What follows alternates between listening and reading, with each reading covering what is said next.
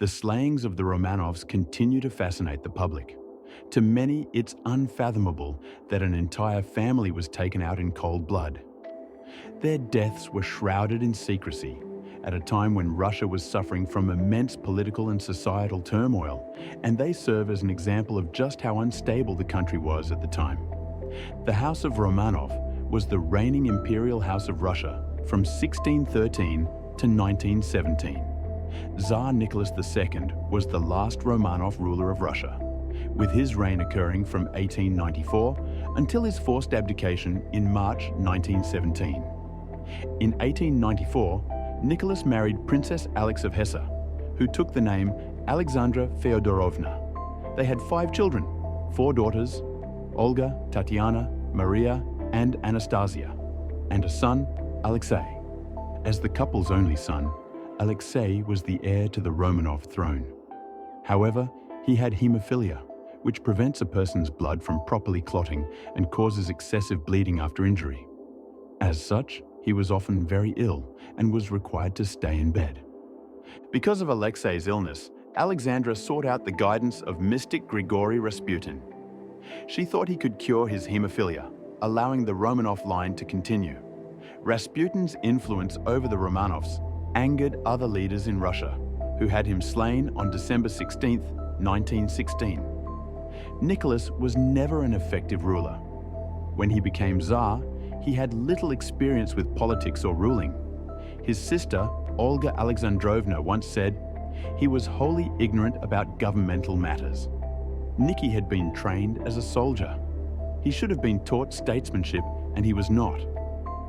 While Nicholas might have been trained as a soldier, he was entirely unequipped for the Russo-Japanese War and the First World War, which occurred during his reign.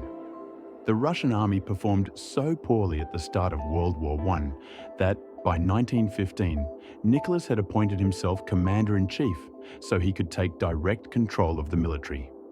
However, by 1917, it was clear most Russians had lost faith in the Tsar and the Romanov family. During the February Revolution, the monarchy was overthrown and replaced by a provisional government led by Prince Georgy Lvov. After his abdication, Nicholas and his family were held under house arrest at Alexander Palace, near the town of Tsarskoye Selo. They were confined to only a few rooms and monitored by guards with fixed bayonets. The Romanovs had a strict regime while at Alexander Palace. They were forced to perform physical labor. In their spare time, the Empress and her daughters sewed, embroidered, or weaved. In August 1917, revolutionary Alexander Kerensky moved the family to Tobolsk in Siberia.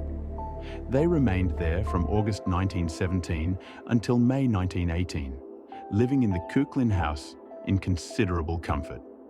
In May 1918, the Romanovs were moved to Yekaterinburg, where they were kept in the Ipatiev house. They were under close watch, could only speak Russian, were subjugated to regular searches, and had all of their belongings confiscated. They couldn't even access their luggage. Every time one of them wanted to use the bathroom, they had to ring a bell to get the guards to unlock their door. You might be wondering, why were the Romanovs moved around so much? The political climate in Russia at the time was volatile. The Bolsheviks, under Vladimir Lenin, feared that monarchist forces would rescue the family and use them as a rallying point against the revolution. This fear intensified as anti-Bolshevik forces advanced on Yekaterinburg. By mid-July, local Bolshevik leaders decided the family could no longer remain alive. Late on the night of July 16, 1917, Nicholas, Alexandra, the children and their remaining servants were ordered to get dressed and go down to the cellar.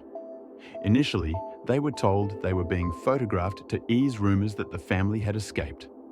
Unbeknownst to them, the room had been prepared for their executions. The windows were covered with blankets and the walls were reinforced to muffle the sound of gunfire. Suddenly, about a dozen men burst into the room and began firing. Anyone who was found to be still breathing after the storm of bullets was struck with bayonets. Nicholas was the first to perish, having been struck by multiple bullets. Alexandra, clutching a pillow stuffed with jewels, was next. The others weren't immediately slain, as the bullets had bounced off the gemstones hidden in their clothing. After the executions, the bodies were hastily removed, doused in acid, and buried in a forest outside Yekaterinburg. Efforts to conceal what had happened were less than thorough, with rumors of the family's fate spreading quickly throughout Russia. The graves of the Romanov family were discovered in 1991, and their identities were later confirmed by DNA testing. They were subsequently reburied in a family crypt in St. Petersburg. In 2000, the Russian Orthodox Church canonized the Romanovs as martyrs, recognizing their faith and suffering.